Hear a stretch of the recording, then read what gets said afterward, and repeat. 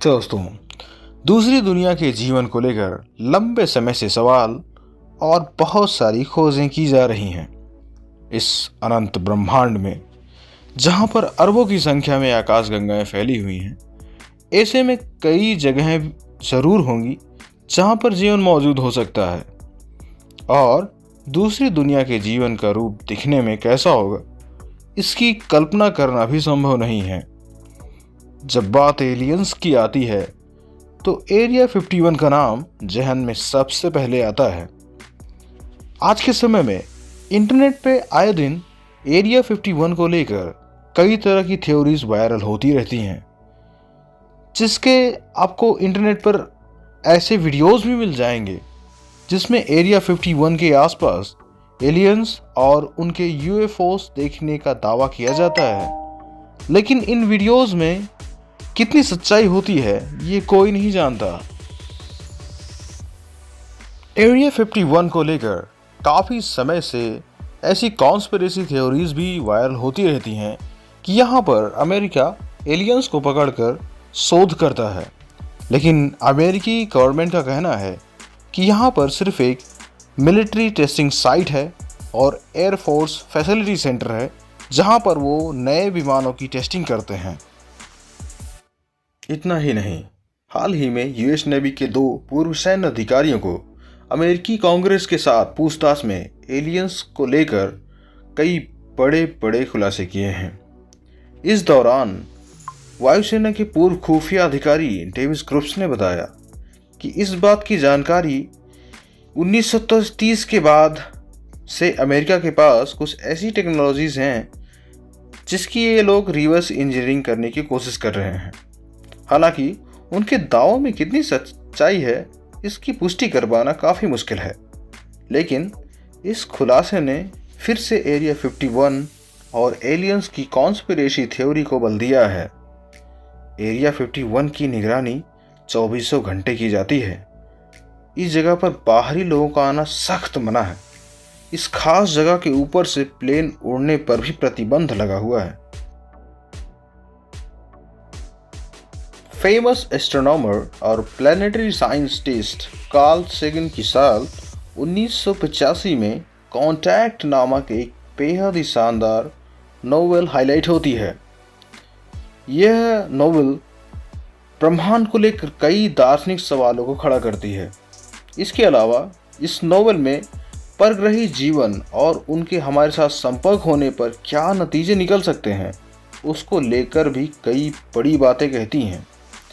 इस उपन्यास में कार्ल सेगन ने इस विशाल ब्रह्मांड और उसकी अंतहीन भावनाओं को चर्चा करते हुए कहा है कि एलियंस लाइफ के साथ संपर्क कैसे मानव जाति के ऐतिहासिक कालक्रम में बटोरे गए ज्ञान, संस्कृति, धर्म, पूर्वाग्रहों को फिर से मूल्यांकित करने पर मजबूर कर सकता है।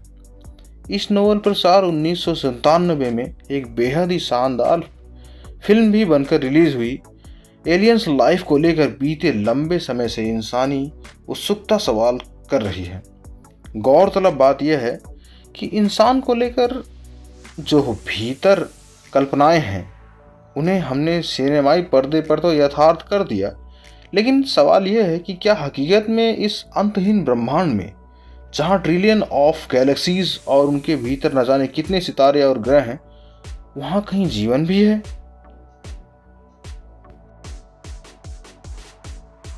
अब सवाल है कि अगर जीवन है तो क्या कभी इन एलियंस ने हमारी पृथ्वी या सौर मंडल को भी विजिट किया है?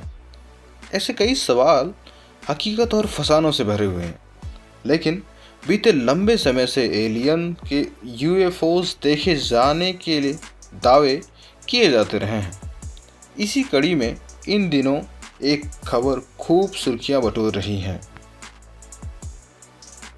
26 जुलाई को अमेरिकी कांग्रेस ने यूएस नेवी के 2 और अमेरिका के पूर्व सैन्य अधिकारी से एलियंस और उसके स्पेसक्राफ्ट को लेकर कई सवाल किए।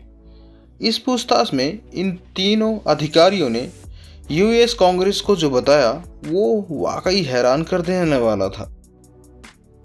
इस बार उन्होंने बताया कि तो 1930 के बाद अमेरिका के पास कुछ ऐसी टेक्नोलॉजीज हैं जिसकी ये लोग रिवर्स इंजीनियरिंग करने की कोशिश कर रहे हैं।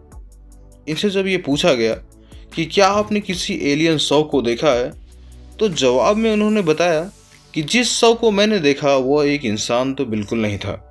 पूछताछ के दौरान उन्होंने संकेत किया कि अमेरिका के पास एक एलियन शव है। इसके बाद डेविस क्रुश ने बताया कि जब उन्होंने अंदर जाने का एक्सेस मांगा तो उन्हें वहां जाने से मना कर दिया गया। इसके अलावा पूर्व अमेरिकी नौसेना कमांडर डेविस फ्रेवर ने भी यूएफओ देखे जाने का अपना खुद का अनुभव साझा करते हुए कहा कि जब वे सेना में थे उस दौरान उनका सामना एक यूएफओ से हुआ था। उनके मुताबिक यूएफओ में जिस तकनीक का इस्तेमाल किया गया था वह हमारी तकनीक से बहुत ज़्यादा आगे की चीज़ थी।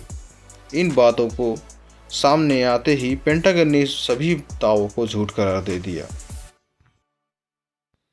आज की वीडियो में बस इतना ही। मिलते हैं किसी अन्य वीडियो में अन्य टॉपिक के साथ।